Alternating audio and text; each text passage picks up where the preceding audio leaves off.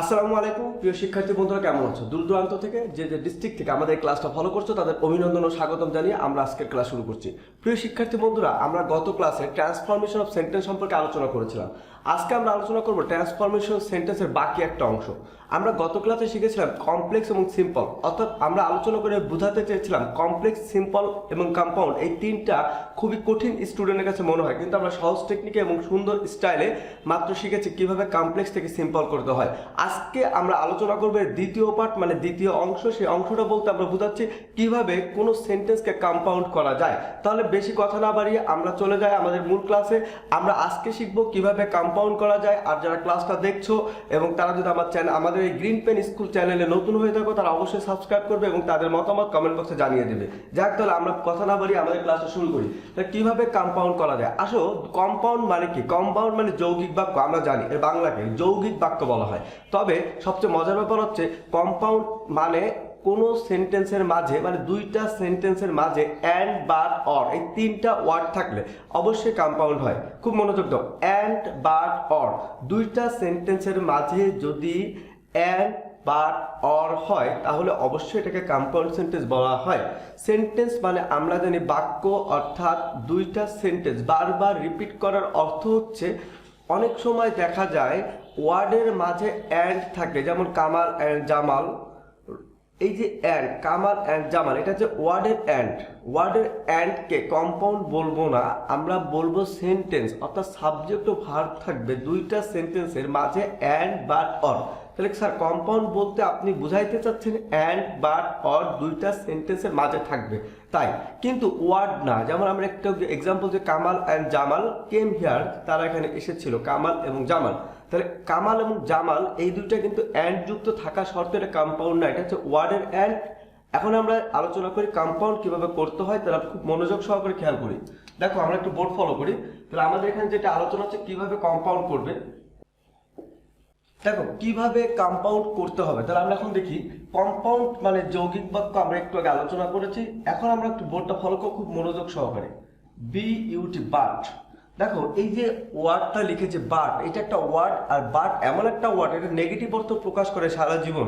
যেমন আমি যদি বলি আমি ইংরেজি শিখেছিলাম কিন্তু ইংলিশে কথা বলতে পারিনি, আমি সেখানে গিয়েছিলাম কিন্তু তাকে খুঁজে পাইনি। এই যে বাট এমন একটা ওয়ার্ড, এমন একটা শব্দ সবসময় নেগেটিভ প্রকাশ করে। তাহলে বাট, এখন দেখো এই বাটটা আমরা যুক্ত করবো কিভাবে, খেয়াল করো। THOUGH, দো, অথবা ALTHOUGH, দো, অল দো। দেখো দো বা অল দো বাংলা কিন্তু আমরা সবাই জানি যদিও, যদিও। এখন দেখো এখানে আমরা যেটা ফলো করছি সেটা হচ্ছে in spite of, in spite of, অথবা আমরা ডিসপাইটও লিখতে পারি, DESPIT, ডিসপাইট। দেখো এই যে ইনস্পাইট অফ আর ডিসপাইট, এটা তো বাংলা সত্ত্বেও। প্রিয় শিক্ষার্থী বন্ধুরা, আমরা শুধুমাত্র একটা ক্ষেত্রে কম্পাউন্ডে একটা ক্ষেত্রে বাট লাগবে, আর কখনো কোনোদিনও বাট লাগবে না। আমরা কিন্তু প্রথমে কন্ডিশন দিয়েছি কম্পাউন্ড মানে অ্যান্ড, বাট, অর এই তিনটা ওয়ার্ড কোনো সেন্টেন্সের মাঝে যদি থাকে তাহলে আমরা অবশ্যই এটা কম্পাউন্ড মনে করবো। আর আমরা যদি কম্পাউন্ড করতে চাই কোনো সেন্টেন্সকে তাহলে অবশ্যই দুইটা সেন্টেন্স থাকতে হবে। কয়টা সেন্টেন্স? প্লিজ ফলো করো। কয়টা সেন্টেন্স? দুইটা সেন্টেন্স। এখন দেখা যায় একটা সেন্টেন্স দিয়ে স্যাররা বলো কম্পাউন্ড করো, এখন ওটাকে আমরা যেভাবে হোক দুইটা সেন্টেন্স করতে হবে, তারপরে আমরা অ্যান্ড, বাট, অর যুক্ত করতে পারি। তাহলে এখন যে আলোচনাটা হচ্ছে বাট শুধুমাত্র একটা ক্ষেত্রে বসে। ক্ষেত্রটা কি খেয়াল করো, যদি কোনো সেন্টেন্সে দো বা অল দো দিয়ে শুরু করে টিচাররা বা প্রশ্নপত্রে এনি কাইন্ড অফ কোশ্চেন, সেটা BCS হোক আর মেডিকেল ভার্সিটি হোক, অর্থাৎ SSC বা HSC লেভেল হোক, যে কোনো সেন্টেন্সে যদি সারা শুরুতে বা যে কোনো জায়গায় যদি দো বা অল দো থাকে এটা অবশ্যই কমপ্লেক্স সেন্টেন্স। আমরা গত ক্লাসে জেনেছি কমপ্লেক্সের 8টা বৈশিষ্ট্য। আজকে যেহেতু আমরা কম্পাউন্ড করছি তাহলে এই জন্য আমরা কম্পাউন্ড নিয়ে আলোচনা করছি। তাহলে দো বা অল দো থাকলে আমরা কি করবো? বাট ব্যবহার করবো। এছাড়া কখনো কোনোদিনও কোনোভাবে বাট বসাবো না। একটা ক্ষেত্রে বাট বসবে, শুধু এইটুকু মনে রাখলে তোমাদের জন্য এনাফ। এবার দেখো ইনস্পাইট অফ বা ডেসপাইট, এটা সিম্পল সেন্টেন্স, কারণ আমরা জানি ইনস্পাইট অফ অথবা ডেসপাইট এই দুইটা ওয়ার্ড থাকলে এটা অবশ্যই সিম্পল সেন্টেন্স। তাহলে এখানে এটা হচ্ছে সিম্পল, এটা হচ্ছে কমপ্লেক্স, এটা কম্পাউন্ড। তাহলে স্যার আপনি কি প্রমাণ করতে চাচ্ছেন? আমি প্রমাণ করতে চাচ্ছি শুধুমাত্র তোমাদের মনে রাখতে হবে বাটটা কোথায় বসে। যদি এতটুকু মনে রাখতে পারো তাহলে তুমি কম্পাউন্ড যে কোনো সেন্টেন্সকে করতে পারবা। তাহলে স্যার আমি একটা এক্সাম্পলের মাধ্যমে বোঝাচ্ছি। দেখো বাট, যেমন এখানে যদি আমি লিখি এভাবে, দেখো আই লার্ন ইংলিশ, এখানে একটা সেন্টেন্স, যদিও আমি ইংরেজি শিখেছিলাম, সেন্টেন্সটা পরিপূর্ণ অর্থ প্রকাশ পাচ্ছে না। কমপ্লেক্সের বৈশিষ্ট্য আমরা বলেছিলাম যদি কোনো সেন্টেন্সে দো বা অলদো থাকে পরে আরেকটা সেন্টেন্স দিয়ে পরিপূর্ণ অর্থ প্রকাশ করতে হয়। যদিও আই লার্ন ইংলিশ, আমি ইংলিশ শিখেছিলাম, I didn't get A plus. দেখো এই যে একটা সেন্টেন্স, এটা কমপ্লেক্স সেন্টেন্স, এটাকে আমরা কম্পাউন্ড করবো কিভাবে? শুধুমাত্র এই দোটা আমরা কেটে ফেলবো আর এখানে যা আছে পরিবর্তন করবো না, আমরা শুধুমাত্র কমার কোথায় বাট বসাবো। দেখো আই লার্ন ইংলিশ বাট, দেখো শিক্ষার্থী বন্ধুরা আই লার্ন ইংলিশ পুরো ঠিক আছে, আমরা দোটা কেটে ফেলছি, আই লার্ন ইংলিশ বাট, এখানে বাটটা বসাইছি, খুব মনোযোগ দাও, আমরা কমার কোথায় বাট বসাইছি, আর এখানে সাবজেক্ট যদি একই ব্যক্তি, এই জন্য আমরা কিন্তু সাবজেক্ট একটা আমরা লিখিনি, I learn English but didn't get A plus, তাহলে এটা কম্পাউন্ড হয়ে গেল, আমি ইংলিশ শিখেছিলাম কিন্তু এ প্লাস পাইনি। তাহলে বোঝা গেল প্রিয় শিক্ষার্থী বন্ধুরা, যত বড় সেন্টেন্স আসুক যদি আমরা এইভাবে এক্সাম্পল দেই যে যদিও দে প্লেড ফুটবল ওয়েল, তারা ভালো খেলেছিল, বল মানে ফুটবল ভালো খেলেছিল, তারা জিততে পারেনি, বা দে কুডন্ট উইন দ্য গেম, তাহলে আমরা ওখানে শুধুমাত্র দো বা অলদো উঠাই দিয়ে রাখবো, দে প্লেড ফুটবল বাট মানে জিততে পারেনি, কুডন্ট উইন দ্য গেম। তাহলে আমরা এখানে বোঝা গেল যে কোনো সেন্টেন্সে দো বা অলদো থাকলে আমরা অবশ্যই ওটা উঠাইতে বাট বসাবো। এখন প্রশ্ন স্যার আপনি একটু আগে বলেছেন যদি সেন্টেন্স একটা থাকে এটাকে আমরা কিভাবে কম্পাউন্ড করব? আমরা বলেছি দুইটা সেন্টেন্স তোমার ক্রিয়েটিভ করতে হবে, তারপরে মাঝখানে বাট যুক্ত করতে হবে। তাহলে এটা আমরা কি দো বা অলদো উঠাই দিয়ে শুধুমাত্র বাট বসে কম্পাউন্ড করলাম। যে কোনো সেন্টেন্স অলদো বা দো থাকলে অবশ্যই আমরা বাট বসাবো। তাহলে আরেকটা এক্সাম্পলের মাধ্যমে আমরা বুঝি যে কিভাবে এই বাট বসে ইনস্পাইট অফের ক্ষেত্রে। খেয়াল করো প্রিয় শিক্ষার্থী বন্ধুরা, আমরা একটু সেন্টেন্সটা ফলো করি, খুব মনোযোগ। ইনস্পাইট অফ লার্নিং ইংলিশ, এখানে দেখো এই যে sentence in spite of learning English, it is called sentence, না এটা বলা যাবে না এটা সেন্টেন্স, কারণ দেখো ইনস্পাইট অফ লার্নিং ইংলিশ এখানে কোনো সাবজেক্ট নাই, আর লার্নিং এর সাথে যেহেতু ভার্বের সাথে আইএনজি করেছি, লার্নের সাথে এটা কোনো নাউন হয়ে গেল, অর্থাৎ জিরান্ড হয়ে গেল। খেয়াল করো ইনস্পাইট অফ লার্নিং ইংলিশ শেখা সত্ত্বেও, এই কথাটা পুরোপুরি একটা সেন্টেন্স না, এটা একটা জিরান্ড হয়ে গেল, অর্থাৎ ভার্বের সাথে আইএনজি করে নাউন ফ্রেজ করলাম। আর এখানে she didn't get A plus, she didn't get a good job, সে একটা চাকরি পায়নি, অর্থাৎ মেয়েটা ইংরেজি শেখা সত্ত্বেও একটা চাকরি পায়নি। এখন সেন্টেন্স কয়টা আছে? একটা, she didn't get a good job.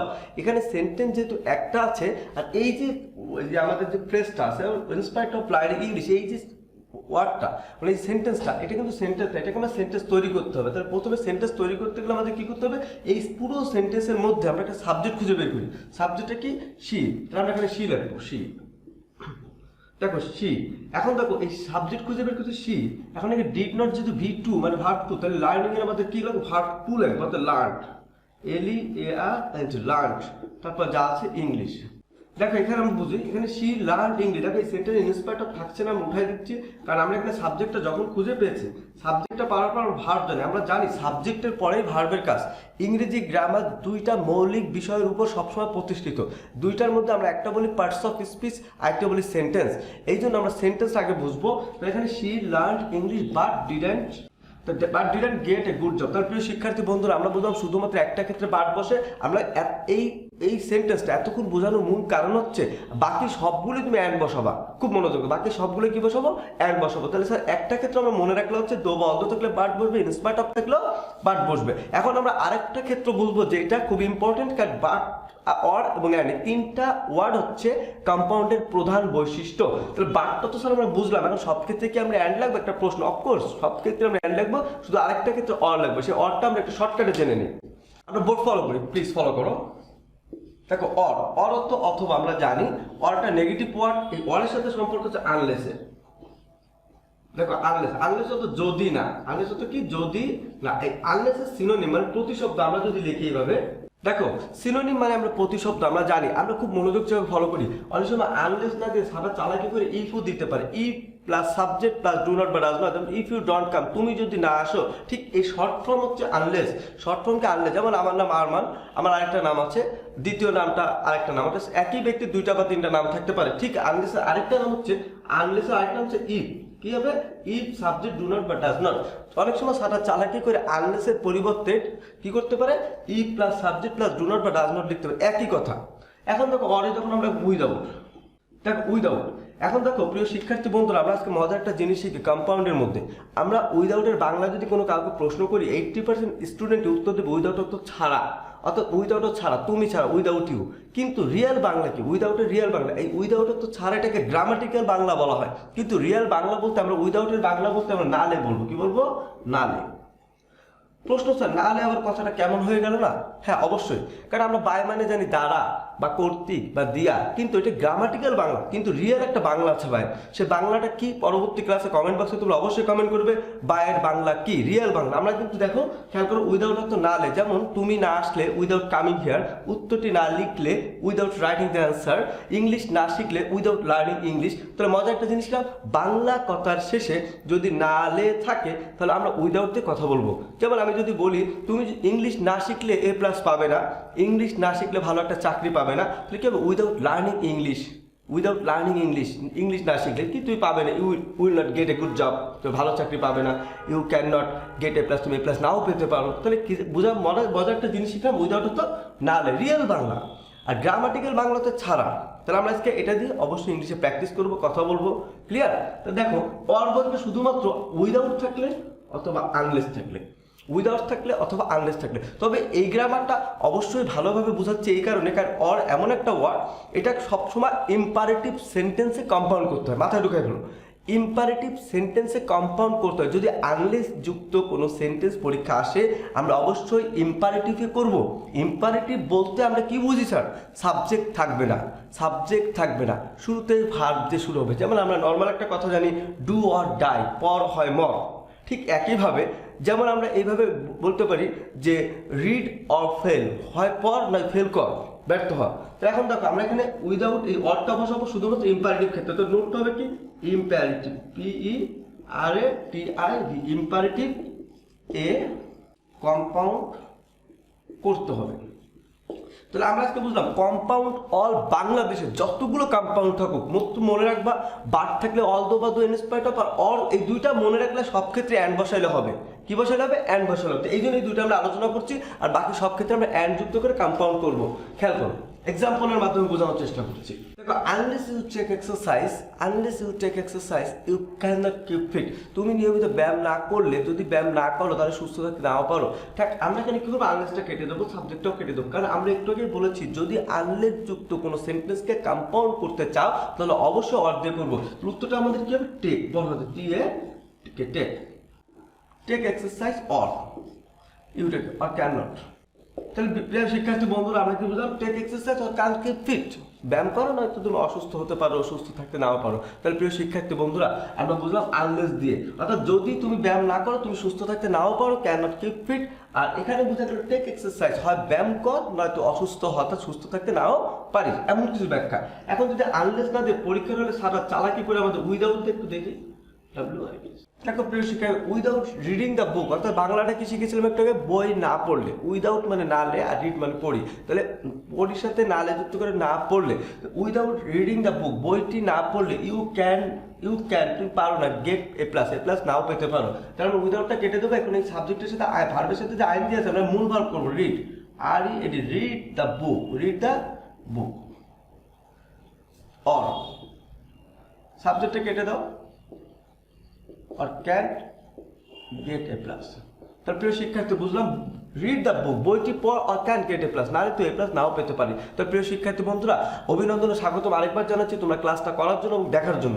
তাহলে আমরা স্যার এতটুকু প্রমাণ করতে পারছি, তাহলে আমরা শুধুমাত্র এইটুকু মেমোরিতে রাখবো, বাট বসে কোথাও অল বা দো থাকলে বা ইনস্পাইট অফ থাকলে, আর অর বসে কোথাও আনলেস বা উইদাউট থাকলে। আরেকটা এক্সাম্পল দেবো, শুধুমাত্র কথা কম বলবো। এক্সাম্পলটা যেহেতু এটা ইউটিউবের ক্লাস, এর নামে শর্টকাট ক্লাস টানতে হয়, এটা আলোচনা আমরা আরো দীর্ঘ করবো। পরবর্তীতে তোমরা যদি আমাদের সাথে থাকো এবং আমাদের সাথে আমার সহযোগিতা করো, আমাদের সাথে থেকে থেকে এবং আমাদের সহযোগিতা করবে, এবং খুলনা গ্রিন পেন স্কুল থেকে তোমরা যা শিখছো জানছো, তোমরা যদি এই স্কুল থেকে বিন্দুমাত্র শিখতে পারো তাহলে আমাদের এই ক্লাস নেওয়ার সার্থকতা, আমাদের কষ্টের সফলতা। যাই হোক, আমাদের জন্য দোয়া করবে, আমরা তোমাদের জন্য দোয়া করি। দেখো আরেকটা এক্সাম্পল দিচ্ছি, অ্যান্ডটা কোথায় বসে।